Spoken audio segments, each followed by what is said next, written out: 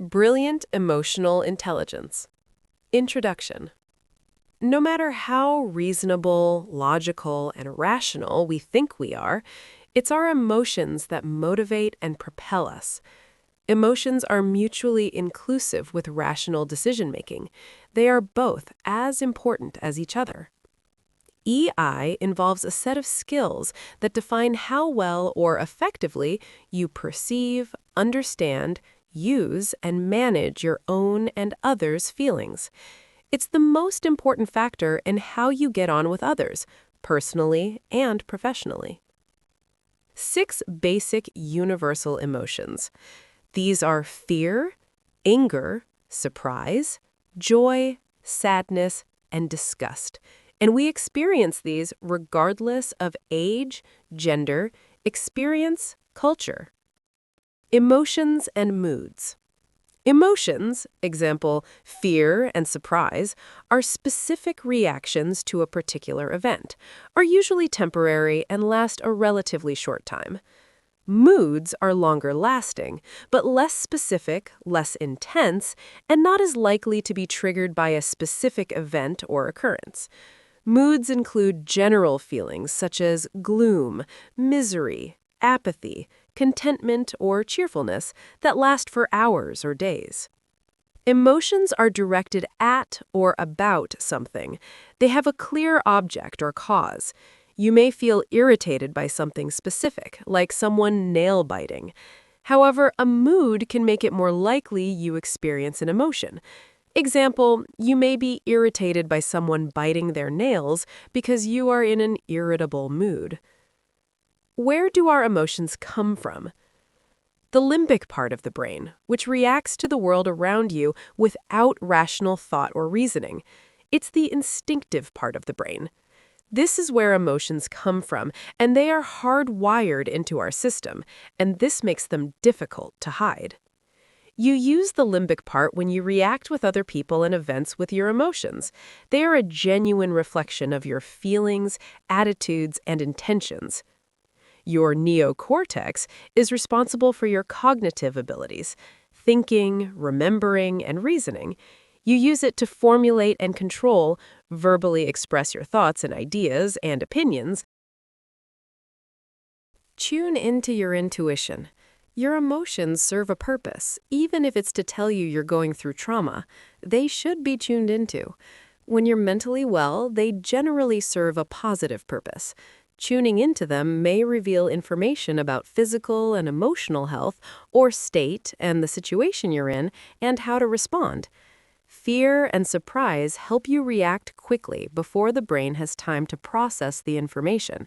They help you react in circumstances where the brain is just too slow. That goes for all emotions. They are limbic. Listen to your body. Be aware of the uncomfortable feeling when you agree to something you don't want to do, as the feeling can tell you what's good for you and what isn't.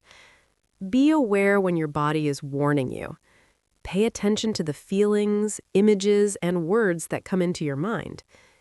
Feelings of unease, discomfort, and your inner voice telling you this isn't right, and mental images of trouble and misfortune. Becoming more conscious of your emotions will help you react when the clearer message gets through. Ignore distractions. Once you become aware of your unease, focus on it, like tuning into a radio station. You can't hear all at once, just one station. When all the information is also true or adds up, intuition is giving you a guiding message. You should follow that. Social value of emotions. Guilt, shame, embarrassment, pride are emotions we experience as a result of our ability to reflect and adapt the way we behave and relate to others. Trust leads to sharing and cooperation. Guilt motivates us to put right something you should or shouldn't have done and seek forgiveness. Trust leads to sharing and cooperation. Embarrassment in one person can trigger forgiveness in another, and this keeps everyone in balance and safeguards the whole group. See page 15 in Brilliant Emotional Intelligence. Social emotions are what connect us in the ways described above. To feel emotionally connected and attached to others. Feel connected, accepted, included, and belonging. Understood, valued, and respected. Liked, loved, admired, appreciated, approved of, cared for, and needed. Also, in order to reciprocate these feelings, we need to understand, empathize, like, love, support, have concern for, and care for other people. Eureka moment. The above on social emotions made me realize that I wasn't friends with some of the people I used to hang around with, because they were saying bad things to embarrass each other in a group, and instead of feeling mortified, they would feel proud they inflicted pain on each other and me. I wasn't friends with them, and they weren't friends with each other. There is an example in the book that more clearly illustrates this point. The following is my perception. As well as depression, another mood to watch out for is constant irritability or an escalation to this. If you're going through a bad time, that is understandable, but it's still necessary to minimize oppression in your life that causes this. In some cases, people will think of you as an angry person and avoid you, as people name you according to your moods, without having an appreciation of what's going on in your life.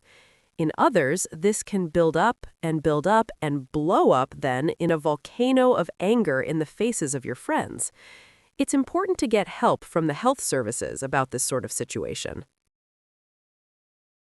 What is emotional intelligence? Let's start off with intelligence. Intelligence is about thoughts, reasoning, rationalization, which come from the neocortex. Intelligence is the ability to learn, to understand, and think things out quickly and efficiently, to take in new information, assimilate it, and apply it appropriately. EI, therefore, has to do with the links between emotions and thoughts, between thinking, feeling, and doing. It's very important to understand that EI is not the opposite of intelligence or the triumph of head over heart. It's the unique intersection of both. There are two key principles of emotional intelligence. One, identifying and understanding yours and other people's emotions. And two, using and managing emotions, yours and other people's emotions. There are 4 pages of notes on this subject. I won't copy them as that would be plagiarism. It finishes with managing emotions. What is managing emotions about? This is managing your own emotions according to specific goals and whatever is deemed appropriate in the situation or context. This doesn't mean suppressing emotions, like controlling emotions or eliminating emotions. It involves handling with a degree of skill and flexibility. When to express or rein in emotions, or when to engage and detach from an emotion. Emotional intelligence, identifying and understanding, using and managing emotions, is a dynamic process, each ability influencing the other like this. Your self-awareness of your emotions is influenced by your awareness of other people's emotions.